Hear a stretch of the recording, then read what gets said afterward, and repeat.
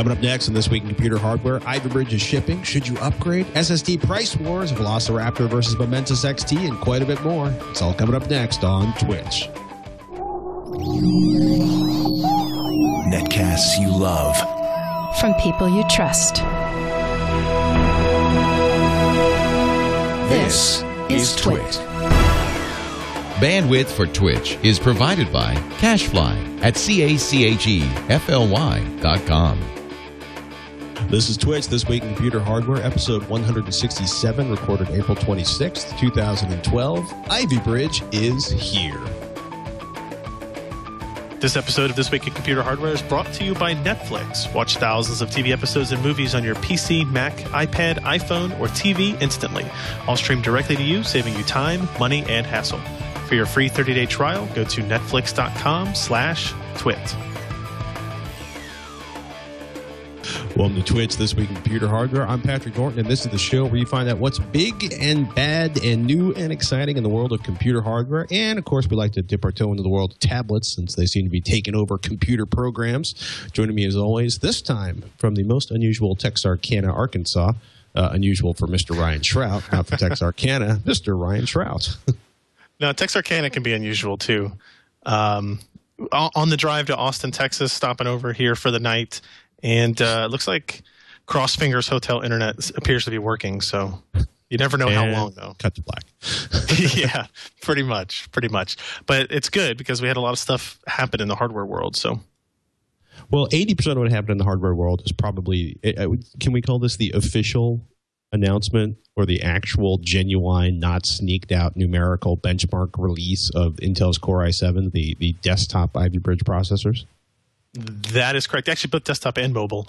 But yes, so this is kind of the official unveiling. Actually, one of the things, just as a side note early on in the discussion, is these processors aren't for sale yet, which I was not under that assumption when we wrote the article.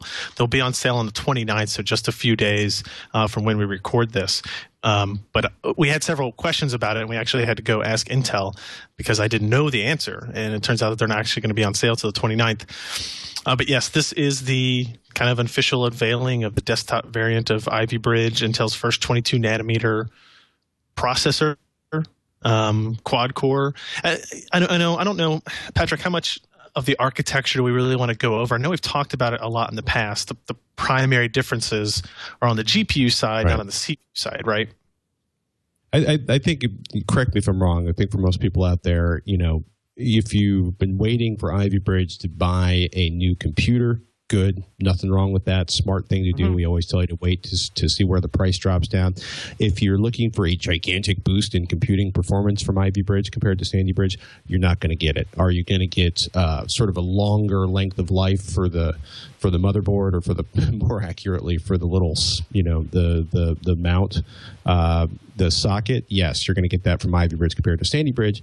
But like Ryan just said, the big differences are really on the GPU, the graphics side of the fence.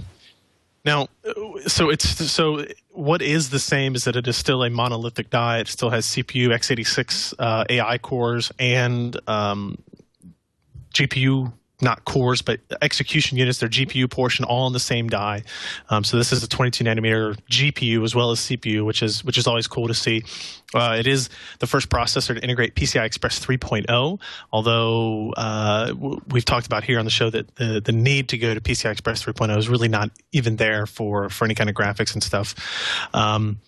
There are a couple of other things. So I think maybe the most important thing to enthusiasts that has changed is with this move to 22 nanometer. We talk a lot in the article about power consumption. The general kind of rule that when we move down process nodes is that you assume we're going to get lower power consumption, lower temperatures, or you're going to get higher clock speeds out of it, right? You're going to use, instead of getting lower temperatures and lower clock speeds, rather than lower temperatures and that kind of stuff, you're going to apply that towards higher clock speeds. The 3770K, which is the flagship Ivy Bridge part that was released, is pretty much parity in terms of clock speeds with the Sandy Bridge 2700K. So we're not seeing big increases in clock speed here, maybe 100 megahertz here or there, depending on your turbo boost modes. But the main difference is in the TDP. So while the 2700K and 2600K processors, the most popular, I think, Sandy Bridge parts on the market today are 95 watt TDP parts, Ivy Bridge 3770K is actually 77 watts. So we're actually seeing a pretty dramatic drop down in your TDP, even running at the same clock speeds. And that's pretty impressive. Now, I think we'll talk about this a little bit when we discuss the mobile side, but that's maybe not as important for the desktop user as it is for the mobile user, that whole kind of drop in TDP for the same performance levels. But as a side to it, it's running at lower voltages. I think you're running at like 1.1 volts or so nominally, which is about, Sandy Bridge is like 1.3, something like that. If you look at our temperature testing, when we did overclocking, these parts are getting hotter than Sandy Bridge did when you're overclocking. I want to make sure I make that case. It's only when you're overclocking and you're pushing that voltage above where it's supposed to be, where Intel says it should be. We're seeing, we hit almost 90C in some of our really, really high-end overclocking, which is not great, right? And we're using a Corsair H80, self-contained water cooler, which is basically one of the highest-end consumer-friendly coolers you can use for a processor, right? So that's a little bit. Go ahead. I was going to say, I almost wonder if that's a big function of the 22 nanometer process, where you've shrunk the die and you basically end up concentrating a ridiculous number of transistors in an even smaller space. I would almost think, you know what I mean? Like you just end up, slightly, more heat, smaller space that makes the thermal transfer off of the chip to the cooler that much more difficult. To the this chip to the heatsink to the cooler, the smaller the area you're pulling the heat through, it's like trying to pull a camel through the eye of a needle. It just gets that much harder. That's definitely, I think, the biggest component of it. The other part is, when these companies build process technologies, 45 nanometer, 32 nanometer, 90 nanometer, they really kind of target it towards specific use cases. If you look at a company like Global Foundries, where they have multiple process technologies, you'll notice that they had a 28 nanometer high performance and 28 nanometer low power. And the reason for that is you can tweak the silicon in a way so that it will run at higher clock speeds, but you're going to pay a little bit more on the power side. Or you can kind of, perfect it for lower power but lower clock speeds. And what it seems obvious here that Intel did is they took their 22 nanometer process and tilted it towards that low power side. And as a result, when you add more voltage to overclock these cores, the temperatures are spiking and the leakage is high, and those are the results of kind of tweaking for low power, right? So it seems pretty obvious that they tweaked for the mobile side. They tweaked to get Ivy Bridge to as low voltage as possible. We talked on our podcast last night about the ability to undervolt Ivy Bridge CPUs if you are really concerned about power consumption and heat and that kind of stuff. And these processors will likely be very, very good for that because of that process technology. Now they're showing on the screen our power consumption numbers, and look at the idle power consumption on that, Patrick. That's with a GeForce GTX 560 Ti installed in the system, and we're idling at 57 watts essentially. Right. And if you look at the load power consumption, Ivy Bridge is like 25, 30 watts less than Sandy Bridge and more than 100 watts less than Sandy Bridge E. So it's the 22 nanometer process is doing what Intel wants it to do. But I know there's going to be a lot of overclockers and kind of high-end enthusiasts that go with the mantra that Sandy Bridge is actually a better part because when you overclock it, it doesn't get as hot. It can take more voltage without sweating as much underneath its cooling and that kind of stuff. And it looks like that's going to be the case. If you're like an LN2 guy and you're just after frequency, maybe Sandy Bridge is still going to be the best part. We have a story we'll talk about later where ASUS got like 7 gigahertz on one of these. But Ivy Bridge is definitely targeted at low power, not super high overclocking voltages and that kind of stuff. I'd be really curious, why do you think is this part of a greener movement for Intel, or they're preparing for Energy Star certification for CPUs, or is it just, in order to reduce the thermal envelope, they needed to reduce the power consumption? Do those two things kind of go hand in hand, you think?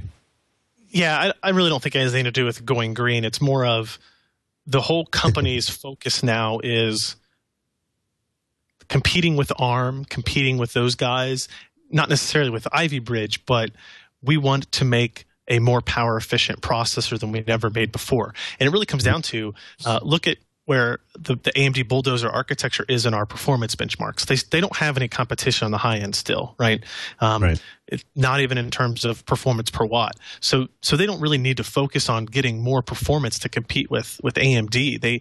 What they want to do is they want to focus on perfecting their system to create incredibly energy efficient processors that can go in ultrabooks and then tablets and then phones, right? When we see Haswell in a couple of years, it's going to exist from desktop down to cell phones to a base degree, right? And so they're moving. They want to make one chip that can go across all of those fields, which is really, really hard to do. And so they have to pick a point where they want to focus on, and it seems like they focus on the low power. It's one of the cool things. If you look at the CPU lineup, they have a Core i7-3770T that still clocks as high as 3.7 gigahertz, which is just a couple hundred megahertz lower than the high-end part that we're looking at. It's still a quad-core, it's still hyper-threaded, but it has a 45-watt TDP. So, specifically binned processors are hitting as low as 45 watts, still being able to perform just absolutely incredibly, and including 8 megs of cache and the new Intel HD 4000 graphics and all that kind of stuff. It's pretty impressive what they've been able to do, but it doesn't surprise me if there are going to be enthusiasts that aren't, jumping up and down to go out and upgrade their Sandy Bridge systems. I wanted a 30% performance increase. Now, that said, if you may not be wanting to upgrade your Sandy Bridge machine, but if you're looking for a new machine, I think the Core i7, the PC Per is pretty adamant about this. The Core i7-3700K, $313. Not that much slower than the Core i7-3960X, which is a $1,000 part, sort of the last of the super high-end Sandy Bridge parts. In terms of how much are you giving up for, you're saving $720. Are you giving up 20% performance, 10% performance between those two processors? Or is that even a fair comparison? It's a fair comparison because you can buy the two. You can compare anything you want. You're going to see 20 to 30% performance difference because keep in mind that the Sandy Bridge E part you listed there is actually a 6-core processor, and the Ivy Bridge parts are quad-core. So you're seeing a 50% theoretical core difference, but because of the clock speeds and the way the architectures work, you're not going to get 50% more performance in most of the cases. There might be a couple of rare occasions. But when it comes down to it, we're talking about $720 versus the performance difference you get. You have to really know what you want.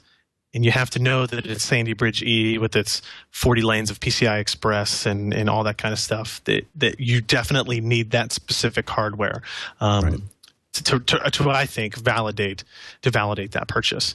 Now, one of the things we did include in our performance numbers and our power consumption numbers is the Core i7-920, which is a processor you are very familiar with. Oh, yes. And funny you should mention that. One of the comments in there is, wow, I didn't realize how much additional power the Nehalem architecture used compared to Sandy Bridge and Ivy Bridge. We hadn't used a Core i7-920 in our results in a long time. And when we redid all of our testing, I just included that in there. The idle power consumption is like 120 watts with the i7-920 versus 55 watts. Now, it's a different motherboard, but it's the same basic kind of platform otherwise, processor, memory and graphics card and power supply and all that kind of stuff. So that's pretty dramatic difference. I guess the only other thing we need to mention. I was going to say it may finally be time for me to upgrade my Core i7-920. Almost. Yeah. Almost. And at least you're not even if you get the highest in Ivy Bridge, you're paying $313. To me, it doesn't feel super expensive. I realize you can get $100 processors and $200 processors, but I'm used to seeing, I've been in this for a long time. I'm used to seeing the $1,000 flagship be just worlds ahead of everything else, and then seeing like the one you really want is like $500 or $600. So being able to get it for $315 when they go on sale is pretty nice. The HD 4000 graphics, I did want to mention this real quick. If you are a user interested in integrated graphics, processor graphics, whatever you want to call it, this is a pretty noticeable upgrade over Sandy Bridge. It's Still not going to take away the discrete market, but the first result in our HD 4000 testing, in the performance testing towards the end, is 3D Mark Vantage, and it shows like a 80% performance boost, but that's not really accurate. The main difference here with this graphics subset is we've gone from 12 execution units to 16 execution units. So you're getting 33% additional compute power, and those execution units are tweaked a little bit. You've got additional vertex processing and back-end shader processing and that kind of stuff. So the table there that they're showing in the video kind of gives you a really good side-by-side of what the differences are. Plus, you have 3 monitor output support through Ivy Bridge alone, right? So if your motherboard is configured correctly, you can do 3 displays hooked up to your integrated graphics, which I think is pretty sweet as well. Performance-wise, you're talking 25, 35%. It's going to be good enough. Like, we tested Dirt 3 at 1080p, low settings, and it was playable. Left 4 Dead 2, 1080p, very high settings, and it was playable. But, even Deus Ex Human Revolution, which is not a very GPU-intensive game, we had to run at 16:10 low settings. And Battlefield 3, you're going to have to play at low settings and that kind of stuff. But it works now. It's playable, and it's an advantage. It's more of an advantage for the mobile side. But it is there. And QuickSync sees performance improvements as well. Did you ever use QuickSync actually, other than kind of testing it, Patrick? No. It's one of those things that, like, it sounded like a great idea, but never really came up much in use. I have to admit, we've never really used it because the type of applications that it's been implemented in are not the applications I typically use. Cyberlink, Media Espresso, right. Those types of things that are very kind of mom-pop centric and not enthusiast, prosumer centric. We had some weird problems with some Flash files not converting to MP4s correctly, and we found if we ran it through Media Espresso that it would play back fine for whatever reason. And the difference between running it on, we have a Nehalem-based system as our editing rig. I think it's a Core i7 975 or something like that, 6-core part, that ran it. I mean, it was 4 or 5 times slower than when we ran it on our Ivy Bridge testbed through QuickSync. So it's interesting on there. And they're promoting that Adobe Photoshop CS6 is going to implement performance improvements for Intel's media architecture, their back-end architecture there, and quite a few other, more prosumer style applications. So that's going to be interesting down the road. I still don't know if this generation with Ivy Bridge is going to really make a dent in anything, but maybe by the time we get into Haswell, all the major vendors, Microsoft and Adobe and all those guys will really kind of take a liking to it. So that kind of sums up Ivy Bridge on the desktop, man. It's a good part. It has questions, but overall, like you said, in my conclusion of the story, it's like if I were building a new system today, I would build it around this, Z77, and go from there. We'll be talking about Z77 in a second, but we should probably talk about the other big part of the Ivy Bridge release today, which is the Core i7 3720QM, the Ivy Bridge for mobile review up on PC per, quote, monster kill, unquote. And it's really interesting. Matt Smith worked this one up. It's really interesting when you start looking at this part because it's a new process. It's the Tri-Gate transistors we heard about last year that were just a radical change in transistor architecture, which means they've got some pretty massive changes going on at the foundry. And Matt was actually, monster kill is his polite way of saying they really hit this one out of the park. And he was, he's expecting maybe 10% performance, but this one's doing fantastic on the benchmarks. Partially, of course, because it's the Core i7 3720QM, which is their top-of-the-line quad-core processor, which, oddly enough, is what we expect to see. Basically, the quad cores are coming out, I want to say the beginning of May, and then they'll be rolling out the more, mid-price range dual-core CPUs later on this summer.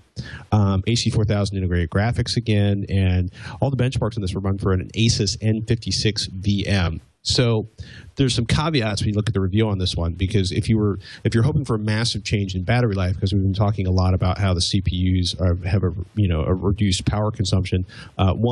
This is a big, heavy performance notebook. 2, it doesn't have the performance optimization software that Asus usually uses. And 3, did we mention this is a big honking performance chip and a big honking performance notebook.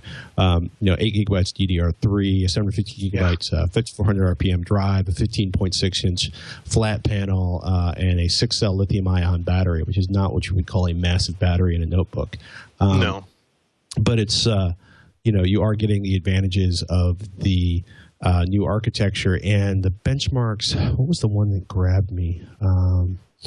If we go to the testing and processor performance, and I apologize to anyone playing the drinking game right now for saying because apparently that's something that forces people to do shots. Nice.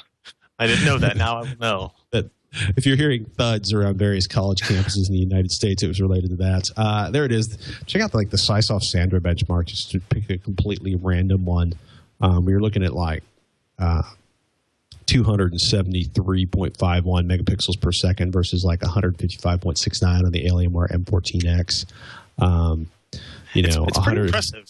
Yeah, I mean, that's a big difference. You're looking at processor arithmetic on Drystone, 115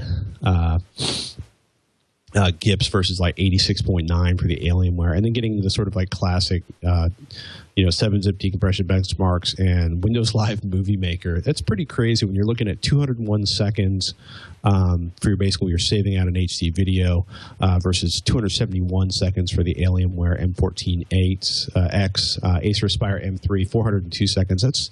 That's a pretty big. It's a big difference. Performance improvement. Alienware M14X, which is no slouch of a notebook, 75.2 seconds to convert a batch in Sunlit Batch Blitz versus 58.3 seconds for the Asus. That's healthy. That's just real nice. One of the things I found really interesting about what Intel did with their mobile kind of reference platform, the notebooks that they sent out to reviewers, is that it included an NVIDIA discrete graphics card in it. Which was confusing, right? Because one of the big changes, the biggest change really to Ivy Bridge, is the whole graphics portion. And it's more important on the notebook, right? Where people are less likely to want to have a discrete GPU. They're less likely to have a system that has a discrete GPU. But when they sent out these Asus systems, they actually had a Kepler GPU in them, of all things, right? So they had a fairly new, fairly up-to-date and high-performance discrete graphics card in them. And obviously we did testing with that enabled and with it disabled, so you can see the performance there. But I thought it was a little odd on Intel's part to actually include that, because it seems to me at least to kind of undermine their positioning in terms of HD 4000 graphics and Ivy Bridge media architecture being enough for what anybody needs to do. It still did really good in his gaming testing. Mm-hmm. I think, compared to the Kepler architecture, especially in the real-world gaming, Just Cause 2 and Battlefield 3 at medium detail, you're talking about the difference of 30 frames per second and 25 frames per second, which is not that much, right? Mm-hmm. So it's interesting to see. I think more people are going to be interested in the dual-core versions of Ivy Bridge. Mm-hmm. That are going to be lower power, that are going to have longer battery life, but still have the full HD 4000 performance to them. Is that something you think will be the case? I mean, quad core. If Asus can get me a 14-inch machine that uses the quad core processor, but still has extended battery life, right? Maybe once they've tweaked their battery software and they've got all the firmware and everything perfected to where they want it, and they could do that, I'll gladly take the quad core option over the dual core. But if there is a big difference there in battery life still, then I think the dual core hyper-threaded Ivy Bridge parts are going to be more desired in the mobile field. No, I completely agree. Look, I think everything. I just had one of the big three vendors did a briefing yesterday, and I saw basically the back to school summer refreshes on their major notebook lines. I got another one coming up for one of the other three major PC manufacturers, at least here in the United States, coming up in about 3 weeks, and everybody has to have a super high end. We can turn it into a gaming PC notebook that has discrete graphics, all of the options, the fastest processor available. But the reality is most of their sales are right there in the middle between $500 and $1,000. And we don't live in a world yet where you can get ridiculous gaming performance for $500. And I think most people, if they really want a gaming machine, they build one. And if they have the money to buy a gaming notebook, then they drop that money into the notebook. But, I'm with you. Most people are going to be like 14-inch screens, 15-inch screens, taking a look at the Core 2 Duo, bigger batteries. They're going to be buying, the thicker notebooks. Although I think it's going to be interesting to see, based on some conversations I've had, between in the last 2 weeks and then back at CES, how well the new MacBook Air competitors on the PC side do, because that's a big thing that's being pushed is like Core i7 quad-core processors in ultra-thin notebooks. Like an Ultrabook with a quad-core processor is a really interesting concept. Also kind of gets you wondering, how hot that thing's going to get, even with the reduced thermal envelope, and what the battery life is going to be like. How much battery can they stuff inside of an Ultrabook? It's... You're looking, even at these notebooks, you're looking at like 6 hours for the maximum on the benchmark tests.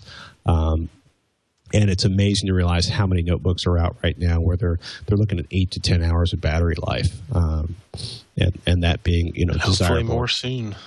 Yeah, that would be really nice. And it's also, one thing to look at if you're looking at the battery test.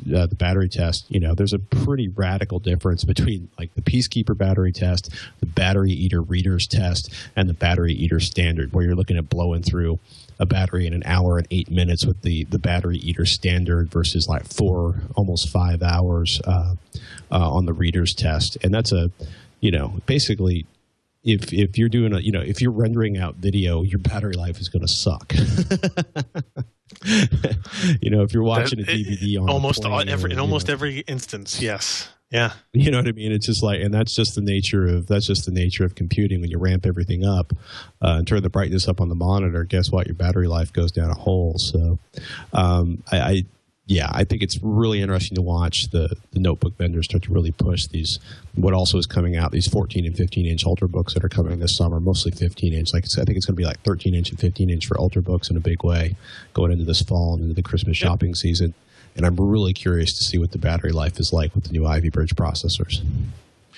Just a couple of other quick things to mention on the desktop side of things. We posted a couple of stories on the JJ from ASUS actually came out to the offices there in Kentucky and showed off a bunch of their Z77 motherboards, like basically all of them that are available today.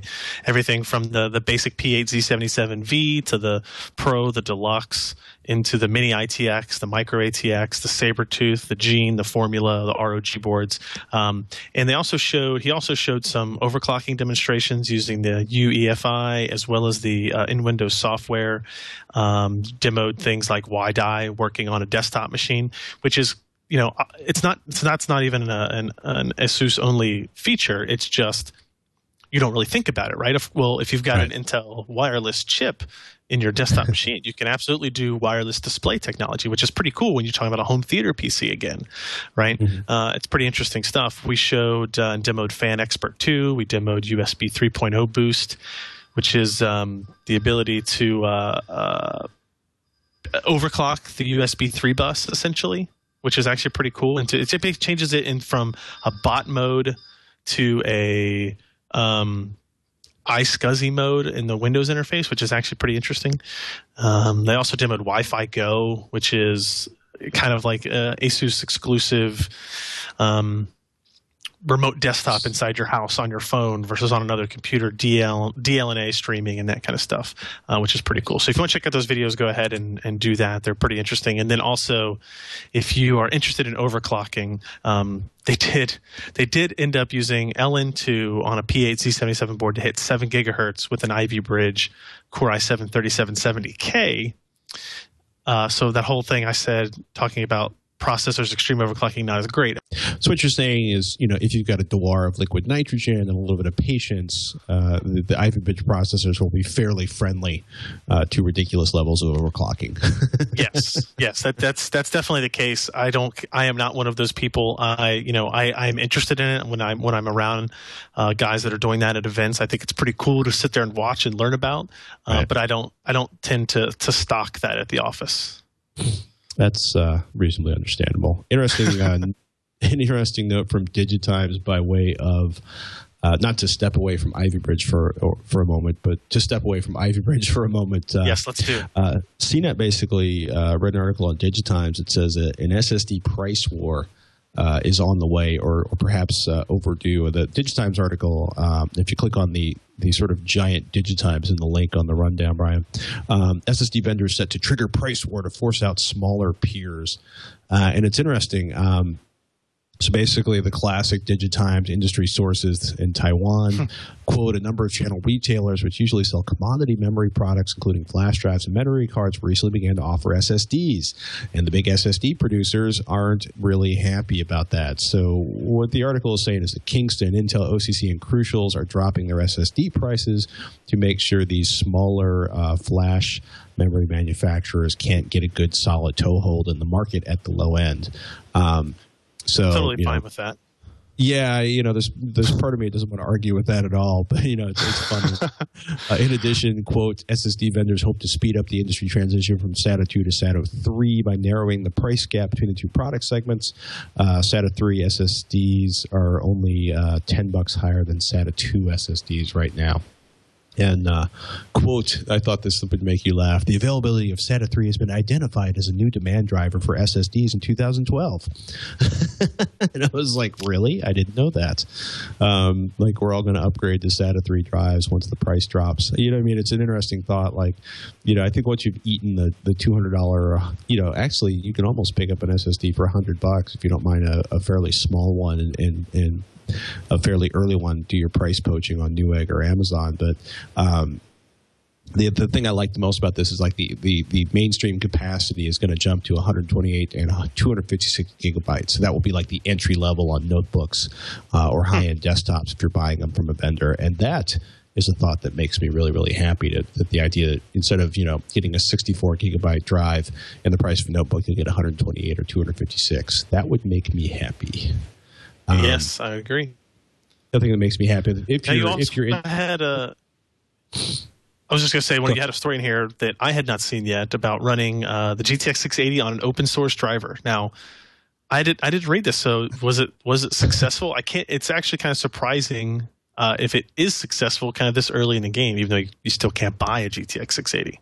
Yeah, well, I thought it was pretty. Yeah, I thought that's one of the questions we got this week. It's like, why can't I find a 680? And it's like, well, because the channel's empty and nobody can find one for sale. So go knock on. I'll head down the peninsula and I'll go kick on the front door at NVIDIA and ask them what's going on. But this was up. I found this on HardOCP. Posted this, and it's a really interesting concept. It's the opening of the article on Phoronix.com. Thanks to cleanroom reverse engineering, it is already possible to run the NVIDIA GeForce GTX 680 Kepler GPU on a fully open source graphics driver, complete with OpenGL acceleration.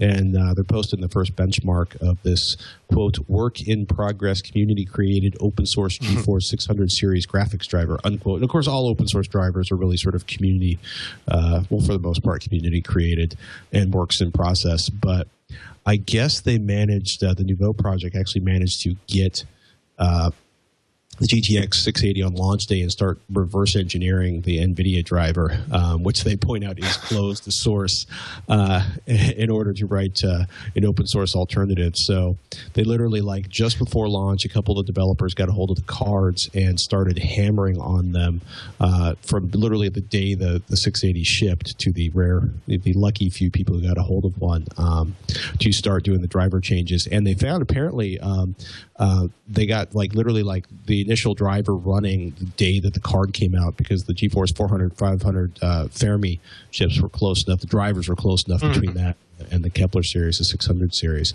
So if you are an open source geek and you want to get your happy on, check out Phoronix.com and look for running the NVIDIA GeForce GTX 680 on an open source driver. which may be the most literal title I have read in at least a month. Didn't seem like to put a lot of creativity into that, but it should be great for search engine optimization. So yeah, I was going to say, welcome to the world of SEO. Clever is bad, blunt is good. And AMD actually just released their their Catalyst 12.4 drivers. So Windows XP, Vista, Windows 7, Linux. If you're a little into the closed source, basically Windows XP support for the Radeon HE7900 series. This is another hardware CPU article. Super sampling, anti-aliasing, detail image quality enhancements. Pardon while I sneeze.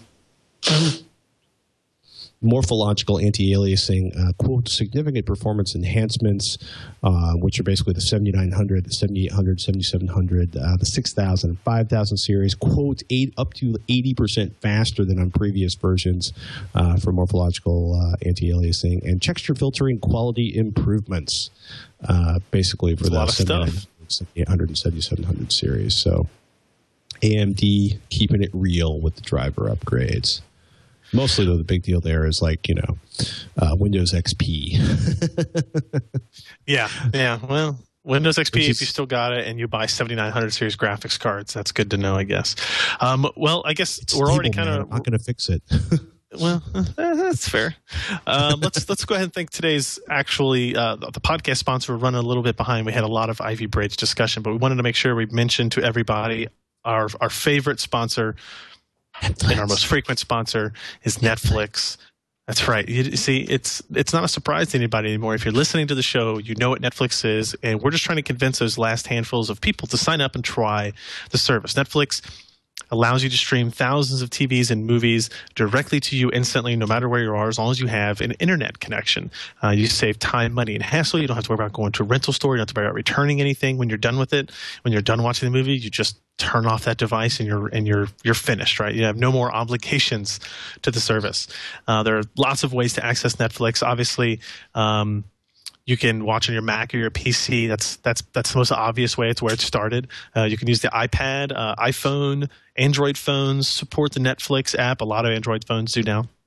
Now, if you want to watch it on your TV, which I think most people will be interested in doing, there's lots of ways to do that too. You can use a game console like a 360 or a PlayStation 3, even a Nintendo Wii.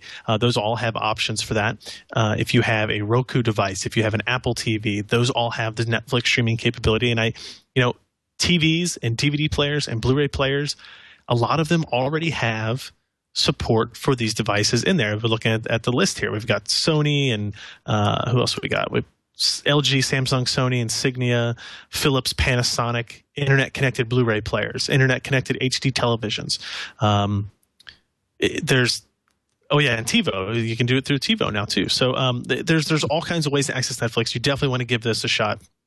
One of the best features is, besides the capability to just watch anything wherever you're at, is that it's smart enough to let you finish stuff wherever you happen to go. So if you watch a show, you're watching an episode of something, or you're watching a movie at night, you turn it off because you're tired, you got to go to sleep. You can finish it on your phone or your tablet on the bus ride to work the next morning, and it picks up from where you left off.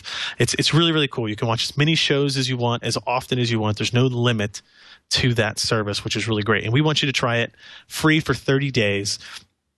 All you have to do is go to netflix.com/twit to get your free 30-day trial. We really appreciate it if you use that URL. It helps us, helps them, helps everybody. We get to continue bringing you the show. So netflix.com/twit, 30-day free trial. Give it a shot, and we'll think you'll be impressed. So we thank Netflix for their support of This Week in Computer Hardware and the entire TWiT networking community. Mm-hmm. Let's fire up the viewer questions. If you'd like to send us a question, we'd love to have it. It's twitch@twit.tv is the best way to get a hold of us via email, twich@twit.tv, or you can Twitter us at Ryan Shrout or at Patrick Norton. I've got a great question from Denise, who wants to see the Velociraptor faced off against the Momentous. Hi, Ryan and Patrick. I was watching episode 166 on the WD Velociraptor drives versus SSDs. What about Seagate's Momentous XT 750 gigabyte versus the WD Velociraptor? Which drive would be faster overall? Which one would you buy? Thanks for all the great info. Denise on the island of Martha's Vineyard. It's a beautiful part of the East Coast, and I wouldn't mind being there right now.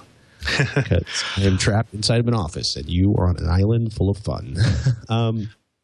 Man, WD Velociraptor is really cool. It's really fun. I would buy the Seagate Momentus XD before I'd buy it, probably, which may not be the most rational decision. But I would, first choice SSD with a large secondary hard drive. Second choice, I'm really on the Seagate Momentus XT bandwagon. See, I would tend to agree with you, just personally. But Alan, this may be a bias from our storage guy, PC Perspective, Alan, where he doesn't want people to be on that bandwagon. He would either rather you be on a standard drive or on an SSD, and he kind of considers the Momentous solution to be mediocre, mostly because of the size of the cache on the drives. Right. Once they increase that, I'm thinking he'll change his mind, because he did like the Intel SRT technology, which is essentially the same thing that the Momentous XT does, just on a smaller scale on hardware, as opposed to through a RAID controller or anything like that. Which one would be faster overall? It really depends on so many different things. Like, if all the stuff you want to do can fit inside the SSD cache on the Momentous XT, the Momentous XT is going to be faster. If you only use a couple of applications on a daily basis, then you'll probably see a performance benefit with the Momentous XT. If you use really large applications, you use varying applications and workloads, then it's not going to be able to store all that in the SSD cache on the XT drive. So you may see performance benefits from the Velociraptor. The best answer is obviously SSD and storage drive, but for people who don't have that capability, they don't have the cost or the ability to install more than one or two hard drives in their system, then you have to make your trade-off there. There you have it. Mirror Torrent writes in. Actually, you want to do the all-in-one question or the desktop server question? Let's do the all-in-one here. It says, thanks for the very informative show for the hardware geeks. I have two questions. The all-in-one desktops like the HP TouchSmart series features multi-touch. Do you think it is okay to buy one right now or wait until it ships with Windows 8 installed? And the second question, some of the TouchSmart can be customized with the discrete Radeon 6550A graphics card. It's not a desktop or laptop class card. What graphics card could it be comparable to? So, Patrick, you want to take this? Would you buy an all-in-one now, or would you be waiting for Windows 8? I would be really tempted to wait for Windows 8 just because it's going to be. I've used Windows 7 on a TouchSmart. I like the hardware for the TouchSmart. It's kind of really neat when you're playing around with multi-touch on the screen. But I find you're either going to really love HP's software they bundle with it, or it's going to drive you insane. And what I've been trying to find out if anybody's done a really good review of the Windows 8 pre-releases running on an HP TouchSmart. And some people did have some difficulties installing like the developer's preview, but the developer's preview was so early and so I will affectionately say incomplete. I wouldn't really judge it on that. Okay. For simplicity's sake, you're talking about a few months. It's interesting because the rumors that are coming out right now is that there's going to be a release candidate, or what Microsoft's got another cool fancy marketing name for it, but what's essentially like RC1, release candidate 1, coming out sometime in the next couple of weeks, and then we'll be getting hot and heavy with. Pardon me. Figured I'd try to blow my nose before I sneezed into my microphone. Is going to have RC1 coming out, and then pretty fast, I want to say September or October for a release on Windows 8, which, of course, this is rumor mongering. If you need a computer now, I'd say, yeah, go ahead and get the TouchSmart. It should have everything it needs to competently run Windows 8. I don't think you're going to have a problem there. I think the $64,000 question is going to be, driver support, installation. Do you want to buy a computer, have it for 3 months, and then have to pick up a brand new operating system? Pay for a new operating system, install it, and reconfigure it. You know what I mean? If that doesn't bother you, go ahead and buy it now. It can be really nice to actually have the device ship with all the drivers in place so you're not hunting them down. On the flip side, HP is pretty good about writing drivers, so I wouldn't sweat that too much. The second part of the question, the 655A. So I just looked that up, and that is actually basically equivalent to a Radeon HD 6570 discrete card. It's running slightly lower clocks, but it does have 480 stream processors. So it is equivalent to a 6570, I guess, to just flat out answer his question there. I don't know, depending on what it is you're doing on this Touch Smart machine, if it's worth adding it into there. If you're going to do any kind of gaming, it might be worth it. I don't know what the specs of the Touch Smart he's particularly looking at, but that's, if you wanted to know what it's closest to, that's what it is. Based on, it's kind of funny, there's a lot of, HP's offering some pretty extensive customization through their website, but based on the discrete graphics options, it's probably a 520 XT, which means you can get anywhere from a Core i5 2400S to a Core i7 2600S processor, 8 gigabytes of RAM, SATA or standard or solid state drive. And it's kind of funny. You can basically get a NVIDIA GeForce 520M, a Radeon HD 6550A, 7450A, or an NVIDIA GeForce GT 540M. So there's kind of a crazy array of GPUs available for that one. If you're not going to game, is there any point to actually getting one of the faster GPUs?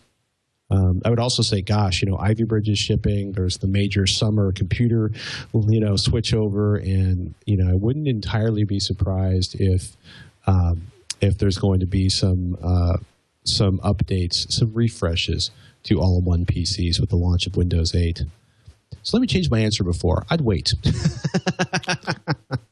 I think I would as well. I think for something as kind of no pun intended, touchy, wishy-washy as like the touch interface on Windows machines, I think I would probably wait, see what Windows 8 does. And if the hardware, I think all the hardware vendors are going to have unique refreshes at that time too. So we think we got time for one more question, maybe one or two. Right? Yeah. One more? Two more? Yeah. You want to do desktop home server or iPad heat issues, or let's do the desktop home server. Let's do that one. Okay. Got an interesting question from Mirror Torrent, who writes in, can my desktop be my home server? Hello, Patrick and Ryan. I'm planning a build for Mepis Linux or Mint 13 based off the high-end leaderboard specs with some edits like smaller SSD, multiple hard drives, and an unused EVEA NVIDIA 9800 GTX. I have many questions for this build, but to start, 1, do you see any incompatibility between Intel Core i7 2600K and the 9800 GTX? 2, is it worth it for me to use this card at all? My thought is no.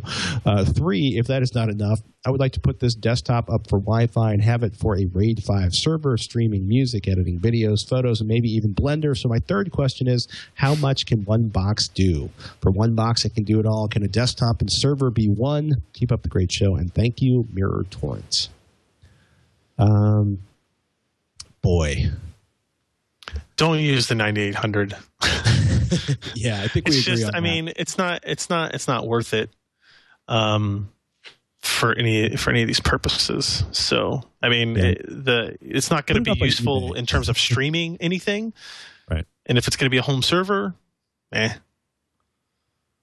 yeah. I mean, at this point, it's kind of like, can you run your home server off of your desktop? Yeah, I mean, if you're building if you've got like a, Core i7 or, Core i5, one of the new Ivy Bridge processors, and you're talking about basically like streaming videos to a set-top box or your Blu-ray player, you'd actually be surprised. The vast majority of stuff we do on computers don't tap into much of the cores. It's only when we start really hammering on it with, gaming, serious video editing, ripping Blu-rays, when you're ripping Blu-rays across 5 drives, ripping and encoding, I should say, Blu-rays across 5 drives simultaneously, that you even really start to tap into how much work the CPU can do. I would basically build the machine, use the integrated graphics. The RAID 5 server kind of gets to be a pain. You could create a RAID 5 internally, but then you end up sucking a lot of heat, generating a lot of heat, and pulling a lot of power inside the case. I would almost say, I would suggest getting a NAS box for storage. Also, just in case you do something really silly, there's nothing more embarrassing than accidentally wiping out your RAID configuration that, like, your wife has her thesis stored on. I think if you're talking about having, as soon as you just say RAID to me, you're like, I want redundant. I want redundancy. I want everything to be safe if a disk fails. That to me says get it outside of your PC, whether you're running Linux or OS 10 or Windows. If you're like, hey, I want to be able to stream movies and the music collection from the server, fine, host that stuff on the Linux box and share it with everybody, because I don't think you're gonna have any problems. Blender gets really interesting because it's a 3D application. But my thought is build the machine. Try setting up the services you want to set up in terms of sharing them off of the Linux box. If it turns out to cramp your style in terms of CPU performance, then build a second box or buy a dedicated NAS box and start serving and storing that data off that. But I really don't think we'll have to do that. I just, he's talking about using Blender and that kind of stuff. And I'm thinking, here's somebody who's actually going to use all the processing power that a Sandy Bridge or an Ivy Bridge processor actually provides. So I say go for it. You can always add a little, like he's saying, you can always add a little streaming box later if you want to. But I think you'll be fine. There we have it. We have run out of time for this episode of Twitch, This Week in Computer Hardware. What's coming up on PC Per this week? More Ivy Bridge, sir? So we're going to do some more Ivy Bridge testing for sure. We have a lot of Z77 motherboards to get through as well. Kind of talk about the feature sets on all of these. Maybe do a little more research on what overclocked memory speeds mean for Ivy Bridge, both in terms of graphics performance and maybe USB 3.0 integrated controller performance. And I bet this will just blow you away next week, Patrick. But we're going to have graphics cards to talk about. The legendary new graphics cards. Right? We didn't talk about new graphics cards all week. This whole episode, we didn't do it. But next week we'll make up for it.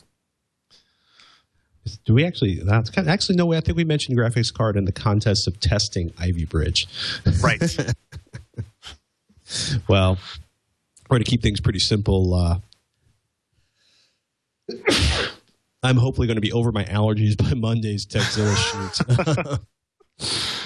We're going to be talking about the Maxthon browser, which is an alternative to Chrome and Firefox and Internet Explorer on your Windows machine. Mr. Ryan Shrout, I believe, is going to, assuming his internet connection holds up, Ryan's going to be joining us to talk a little bit about Ivy Bridge. Yep. And we may even be lighting something on fire on Monday's episode of TechZilla. So bridge2.com/TechZilla is the place to go. Well, it's always funny when you walk up with something with a hard drive inside of it and then drop it in a bucket full of water and basically set your timer to come back 2 days later. You just don't get to do that often enough in my world. On that bright and cheerful note, I'm Patrick Norton. I'm Ryan Shrout. We'll see you next week on Twitch.